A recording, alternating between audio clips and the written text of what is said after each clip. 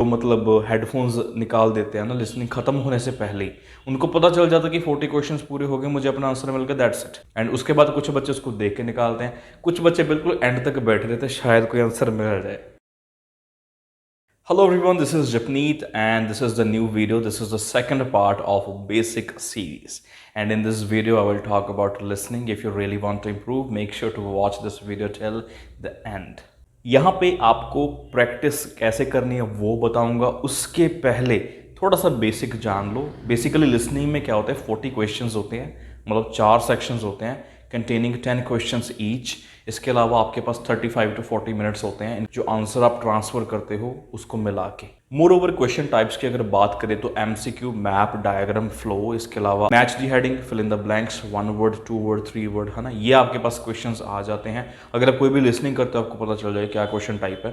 Actually this video is for both beginners and intermediate students. Suppose करो आपके पास 2 students हैं, एक 5.5 बैंड वाला लिसनिंग में, एक 8.5 बैंड वाला। तो डिफरेंस पता क्या है? 5.5 बैंड वाले की अगर बात करें तो सबसे पहला है सिनोनिम्स की नॉलेज, है ना। सिनोनिम्स जो वर्ड्स हैं, देखो सीखेंगे कैसे वो मैं आपको आगे बताऊंगा, बट आपको थोड़ा डिफरेंस बता देता हूँ। सिनोनिम्स की नॉलेज स्टूडेंट ए को कम रहेगी क्योंकि उसके 5.5 बैंड है, स्टूडेंट बी को ज़्यादा रहेगी क्योंकि उसके 8.5 बैंड है ना, वो अच्छे से रीफ्रेज, पैराफ्रेजिंग जो भी चीज़ें हैं वो कर पाता है, समझ पाता है। सेकेंड थिंग इस क्वेश्चन का पता होना, है ना।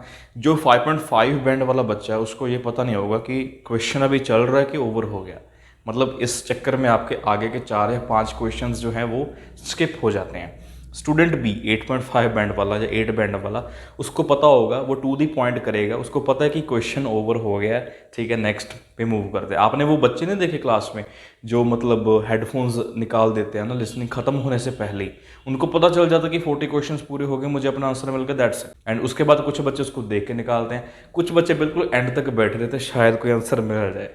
तीसरा पॉइंट सबसे मेन है, जो स्टूडेंट ए है 5.5 बैंड वाला, वो सिर्फ और सिर्फ जजमेंट के बेस के ऊपर आंसर लगाता है। जो चीज़ उसने सबसे पहले सुन ली या फिर जो उसको लगा कि हाँ प्रॉबेबली ये होगा, अगर उस स्टूडेंट को पूछा जाए कि भाई मतलब क्या ये इनफ है, इज इट राइट, तो वो बोलेगा कि मुझे कॉन्फिडेंस नहीं है, this is just my guess work, है ना। और वहीं पे स्टूडेंट जो बी है 8.5 बैंड वाला, वो अपना आंसर बिना किसी परेशानी की पूरी समझदारी से लगा देगा एंड वो कॉन्फिडेंट भी होगा कि हाँ दिस इज करेक्ट। सो आपको 3 मेन पॉइंट्स बताऊंगा इसमें इंप्रूवमेंट के लिए। First is practice. प्रैक्टिस कैसे कर सकते हो आप? लिसनिंग के टेस्ट करके यूट्यूब के ऊपर। प्रैक्टिस इतनी नहीं होगी, उससे आपको टेस्ट फॉर्मेट पता चल जाएगा कि है क्या चीज़। इसके अलावा आपको कुछ बेसिक सी चीज़ें पता चलेंगी एंड जो डेली टेस्ट प्रैक्टिस है वो होगी, है ना। अगर आप वही 6 या 6.5 बैंड तक या 5.5 बैंड तक सीमित रहना चाहते हो तो tests are enough. But if you want to improve further, थोड़ा और आगे इम्प्रूव करना चाहते हो, then you must go on. थोड़ी सी और चीज़ें हैं, थोड़े से और एफर्ट्स आपको डालने पड़ेंगे। एफर्ट्स का यहाँ पे मतलब है कुछ थोड़ा बहुत fun and entertainment. Instead of watching Hindi and Punjabi web series, you should move on, should switch to the English ones, है ना। वो वेब सीरीज देखो जो कि इंग्लिश में है, डब्ड वाली नहीं देखनी, इंग्लिश में हो, सबटाइटल्स आपके अवेलेबल हों। इससे क्या है, आपको काफ़ी चीज़ें पता चलती हैं। फॉर एग्जांपल प्रोनाउंसिएशन, है ना। प्रोनाउंसिएशन का असली उच्चारण प्रोनाउंसिएशन नहीं है, इसका असली उच्चारण प्रोनाउंसिएशन है। ब्रिटिश एक्सेंट क्या है, अमेरिकन एक्सेंट क्या है, आपको इन चीज़ों के बारे में पता चलेगा। देखो प्रोसेस थोड़ा सा डीप है लेकिन बताऊंगा मैं वही चीज़ जो बिल्कुल जेन्युइन है। And third point is try to copy them. It will not only improve your listening but your speaking as well. मतलब क्या है, अगर आप किसी को इमिटेट करते हो, ट्राई करते हो, है ना, the way that person speaks, है ना, आप भी उस चीज़ को कॉपी करते हो, तो ऑटोमेटिकली आपका listening as well as speaking दोनों में फ़र्क पड़ेगा। काफ़ी चीज़ें ऐसी होती है जो कि आप किसी के बोलने से ही सीख लेते हो, ठीक है। फॉर एग्जाम्पल मुझे नहीं लगता कि पंजाबी की या फिर अगर मैं बोलूँ आपको कि हिंदी की व्याकरण की नॉलेज आपको बहुत ज़्यादा है, but still you are really good at your languages. The reason is you are listening to your parents from the very beginning.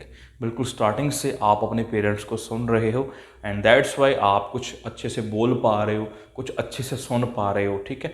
कई चीज़ें ऐसी होती है जो कि देखा देखी में ही हम सीख लेते हैं, तो listening is one of those modules. ये 3 चीज़ों के ऊपर फोकस कर दो। एक एडिशनल सा थोड़ा सा पॉइंट रखता हूँ, घबराना मत, ठीक है, टेंशन मत लेना।